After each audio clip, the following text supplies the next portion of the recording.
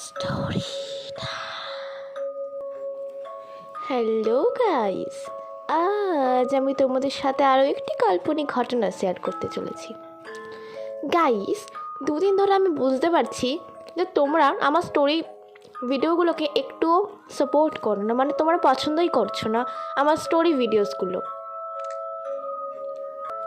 সবার মতো আমিও একটা ছোট ইউটিউবার, জানি আমার বেশি সাবস্ক্রাইবার নেই, মাত্র 16টা।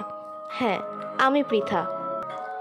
আর আজকে আমি আমার ব্যাকগ্রাউন্ড হরর মিউজিকটা একটু চেঞ্জ করেছি। তো চলো বেশি বকবক না করে আজকে স্টোরিটা স্টার্ট করা যাক। আর আমি তাড়াতাড়ি চেষ্টা করব যে আমি কন্টেন্টটাকে অন্যরকম কিছু করার, মানে আমি অন্যরকম কিছু ভিডিও করার চেষ্টা করব। তোমরা সাবস্ক্রাইব করে রাখো আমাদের চ্যানেলটাকে। দেখো, আমার ইচ্ছা তো আমি কবে সিলভার প্লে বাটন পাবো, কিন্তু মনে হয় না এটা এই জন্যই তো পূরণ হবে। কিন্তু তোমরা যদি সাপোর্ট করো তাহলেই পূরণ হবে। আমার বেশি ভিউজও নেই, ঠিক আছে? তো বেশি বকবক না করে আজকে ভিডিও স্টার্ট করা যাক। উত্তর কোরিয়ার ভূত।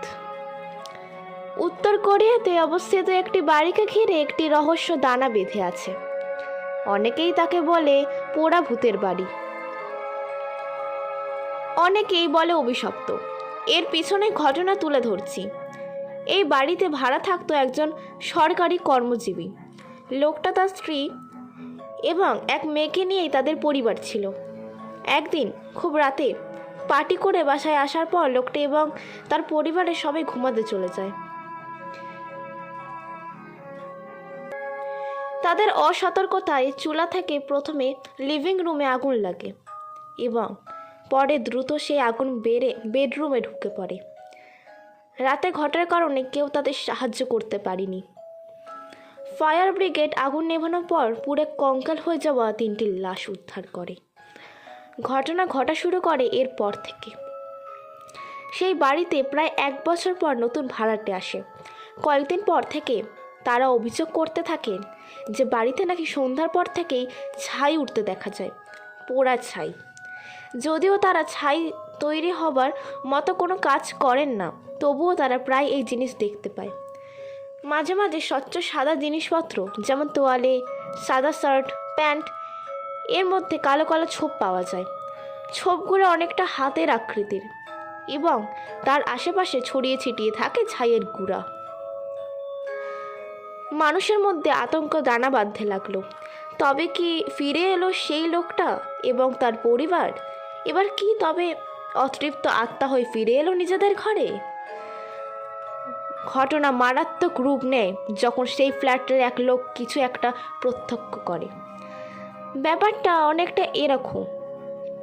রাতে টয়লেট চাপার সেই ব্যক্তি ঘর থেকে বের হয়ে টয়লেটে যাচ্ছিলেন।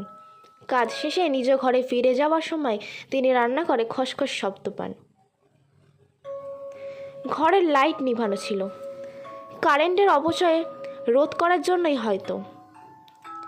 তিনি ভাবলেন বিড়াল হতে পারে। রান্না করা কিছু খাবার তখনও বাইরে ছিল। উনি তাই বিড়ালটাকে তাড়িয়ে দেওয়ার জন্য রান্নাঘরে উকি দিলেন। উকি দিয়েই ভয় জমে গেলেন তিনি। রান্নাঘরে ঠিক তাকের পাশে 3টি ছায়ামূর্তি দাঁড়িয়ে আছে। দাঁড়িয়ে না, ঠিক মাটির উপর ভেসে আছে, অথবা খুব লম্বা, কারণ ওনার চেয়েও সেইগুলোর উচ্চতা অনেক বেশি ছিল। দেখার সাথে সাথে তিনি চিৎকার দিয়ে অজ্ঞান হয়ে গেলেন। বাড়ির লোকজনের সেবায় ওনার জ্ঞান ফিরলে উনি সব কথা খুলে বলেন।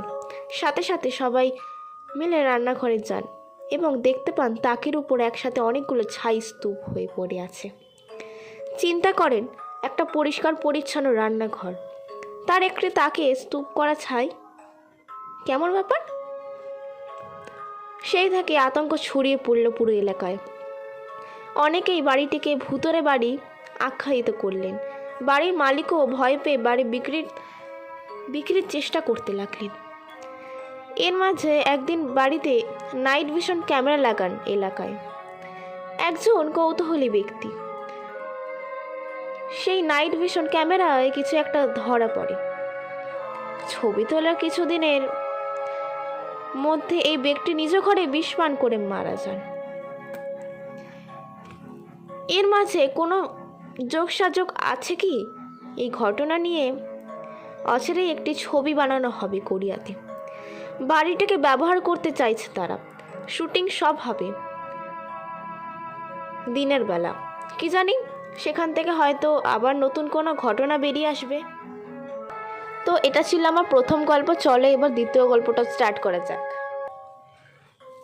মতিঝিলের ভূত। ঢাকার মতিঝিলে বেশ জনপ্রিয় আবাসিক এলাকা। ডক্টর মোতালেব নামক একজন ডাক্তারের চেম্বারের ঠিক পেছনে তার বাড়ির সামনের গলিতে। এটা একটা শোনা ঘটনা, জানি না কতটা সত্যি। আমাদের বাড়ির সামনে গলিতে এমন ঘটনা ঘটার কথা শোনা গেছে। গলিটা এমন যে রাস্তা থেকে দেখলে গলির শেষ মাথায় সিঁড়ি, গলির দুই দিকে দুইটা বাড়ি। আজ থেকে প্রায় 14-15 বছর আগে ঘটনাটি প্রত্যক্ষ করে ডান পাশের বাড়ির নিচতলার একটি মেয়ে। একদিন রাতে এই মেয়েটি ঘুমাচ্ছিল।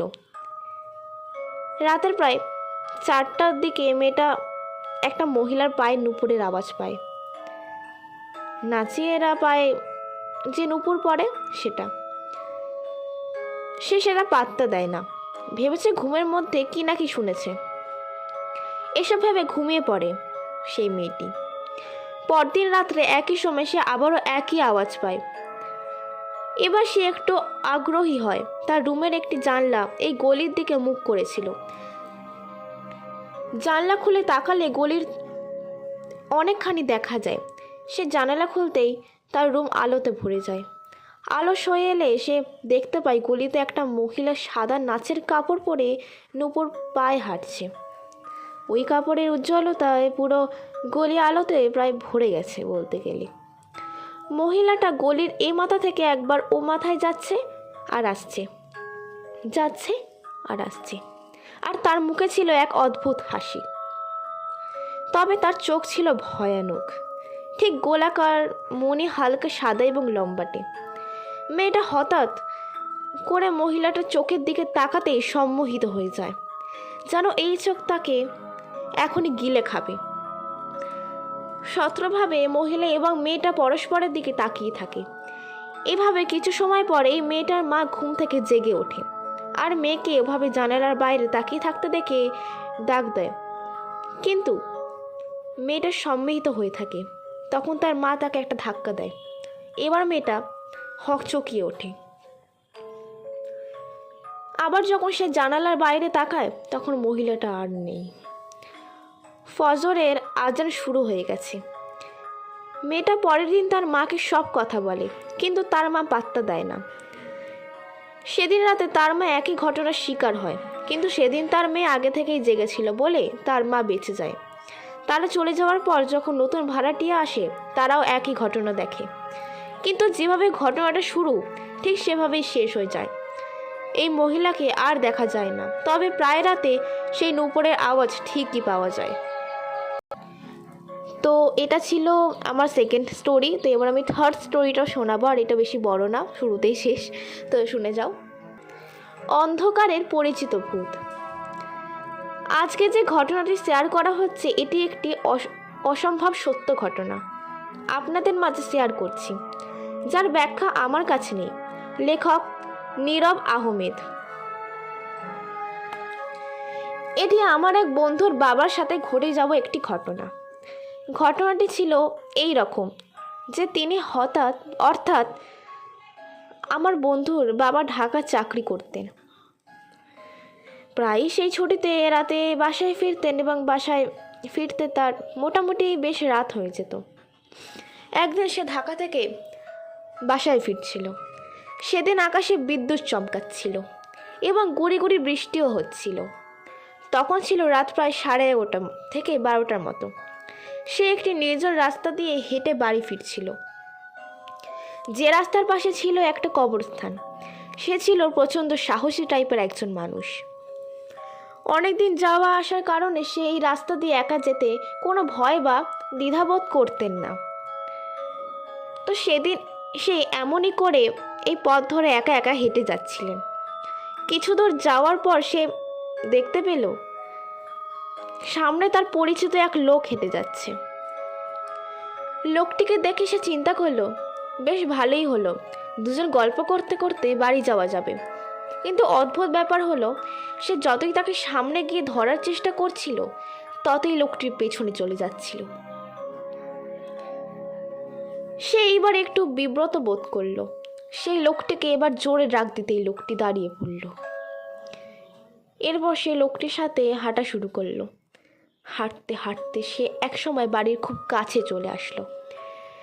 অনেক দিন পর বাড়ি ফেরার কারণে সে, অর্থাৎ আমার বন্ধুর বাবা বাড়ির কাছে আসতেই কিছুটা অন্যমনস্ক হয়ে গিয়েছিল এবং তার সাথে আসা নেই লোকটার কথা রীতিমতো ভুলে গিয়েছিল।